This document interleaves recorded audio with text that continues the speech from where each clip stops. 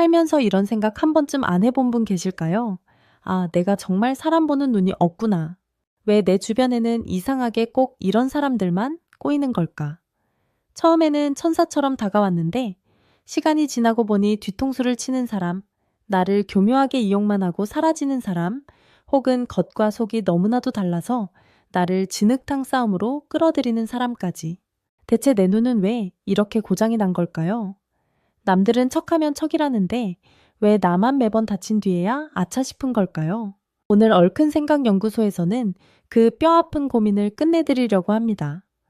단순히 운이 없어서가 아닙니다. 사람 보는 눈이 없는 사람들에게는 아주 명확하고 공통적인 심리적 특징 다섯 가지가 있거든요. 자, 지금부터 내 마음속의 보안 필터가 어디서부터 잘못되었는지 그 실체를 아주 날카롭고 깊숙하게 파헤쳐 보겠습니다. 이 영상을 끝까지 보신다면 여러분은 더 이상 인간관계에서 호구라는 소리를 듣지 않게 될 것이고 사람의 본질을 꿰뚫어 보는 진짜 안목을 갖게 되실 겁니다. 이제 본 게임 시작합니다. 첫 번째 특징은 바로 첫인상이라는 마법에 너무 쉽게 취한다는 겁니다. 심리학에서는 이를 후광 효과라고 부르죠. 어떤 사람의 단 한 가지 뛰어난 점, 예를 들어 외모가 수려하다거나 말투가 아주 신사적이라거나 혹은 능력이 출중해 보인다는 그 한 가지 요소가 그 사람의 인성 전체를 대변한다고 믿어버리는 겁니다.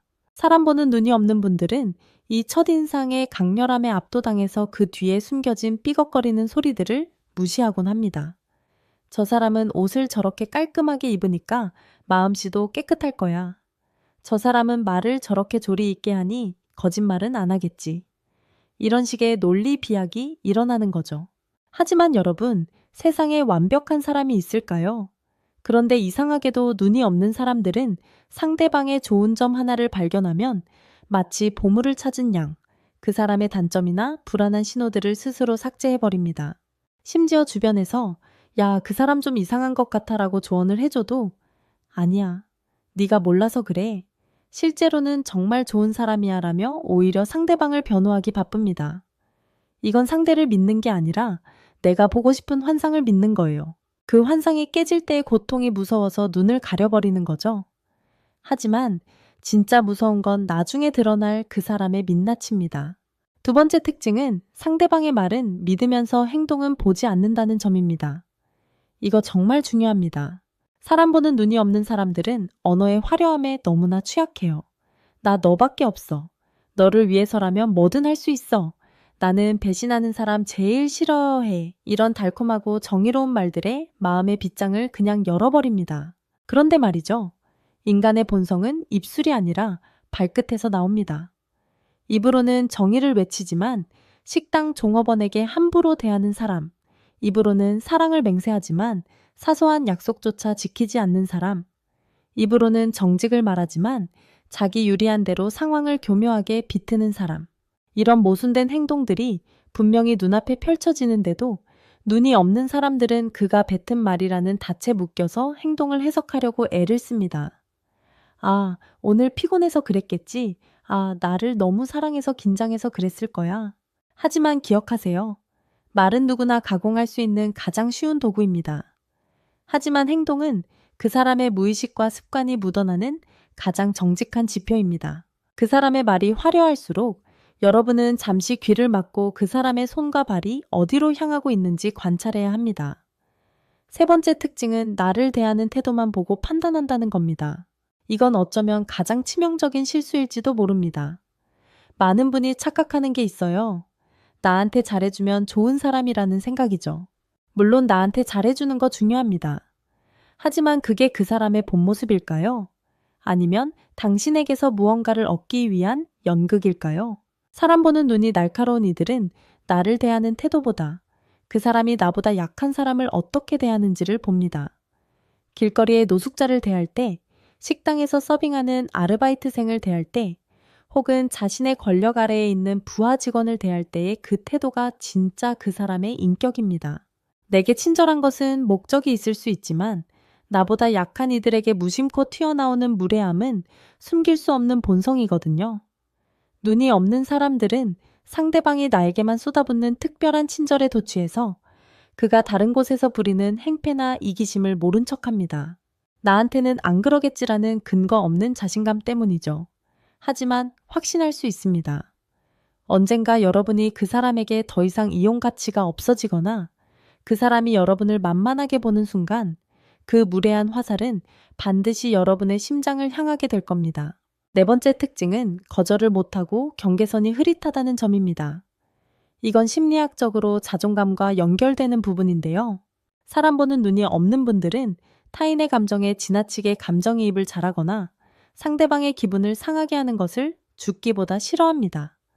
그래서 상대가 선을 넘고 들어와도 혹은 뭔가 쎄한 느낌이 들어도 그걸 단호하게 끊어내지 못해요. 에이, 좋은 게 좋은 거지라는 생각으로 어물쩍 넘어가 버립니다. 그런데요, 악의를 가진 사람들은 이런 사람들을 기가 막히게 알아봅니다. 마치 사냥꾼이 상처 입은 짐승을 찾아내듯 경계선이 허술한 사람들을 골라서 접근하죠. 처음에는 사소한 부탁으로 시작해서 점점 더 큰 무리한 요구를 해옵니다. 그리고 그 요구를 들어줄 때마다 여러분의 눈은 점점 더 멀어지게 됩니다. 내가 이만큼 해줬으니 저 사람도 나에게 진심이겠지라는 보상 심리가 작동하면서 상대의 결점을 보지 않으려는 자기 방어 기제가 발동하거든요. 결국 사람 보는 눈이 없다는 건 내 마음의 울타리를 지키는 법을 모른다는 것과 같은 말입니다. 울타리가 없으니 아무나 들어오고 아무나 들어오니 그 중에는 강도도 있고 도둑도 섞여 있는 법이죠. 다섯 번째 특징은 외로움이나 조급함에 눈이 멀어 있다는 겁니다. 배가 너무 고프면 상한 음식도 맛있어 보이는 법입니다. 내 마음이 지금 너무 외롭고 누군가에게 의지하고 싶고 당장 이 공허함을 채워줄 사람이 절실할 때 우리 안의 분석 능력은 마비됩니다. 당장 나에게 손을 내밀어주는 저 사람이 구원자처럼 느껴지는 거죠. 사실 객관적으로 보면 결함이 투성이인 사람이고 주변 사람 모두가 뜯어말리는 사람인데도 지금 당장 내 외로움을 달래준다는 그 사실 하나만으로 모든 필터를 제거해버립니다. 그리고 스스로 합리화하죠. 이 사람도 상처가 많아서 그런 걸 거야. 내가 사랑으로 감싸주면 변할 거야.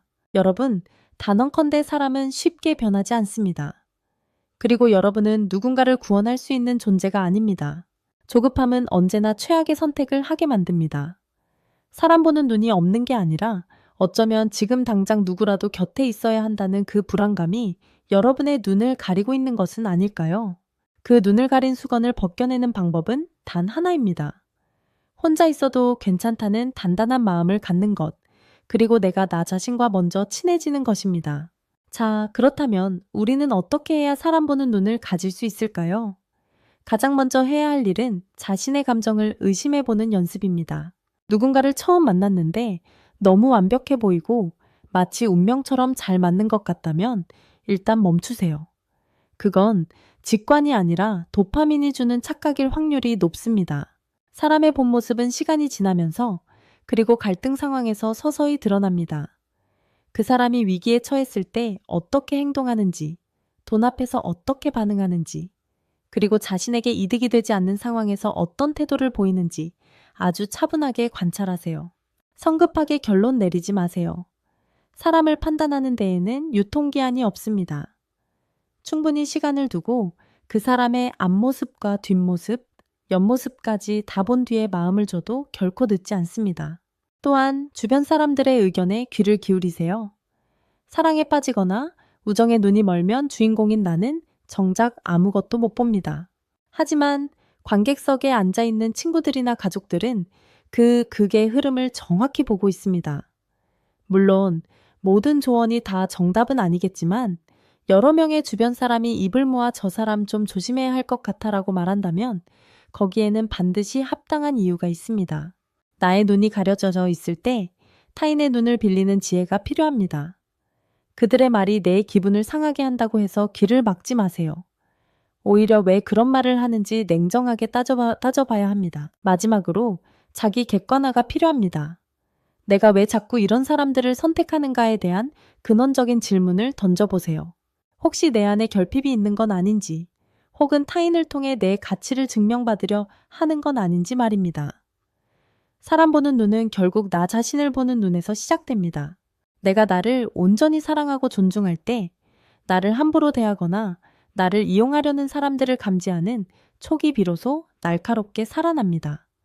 나를 소중히 여기는 사람은 결코 나를 해칠 사람을 곁에 두지 않거든요. 여러분, 사람 보는 눈이 없어서 괴로워했던 지난 날들을 너무 자책하지 마세요.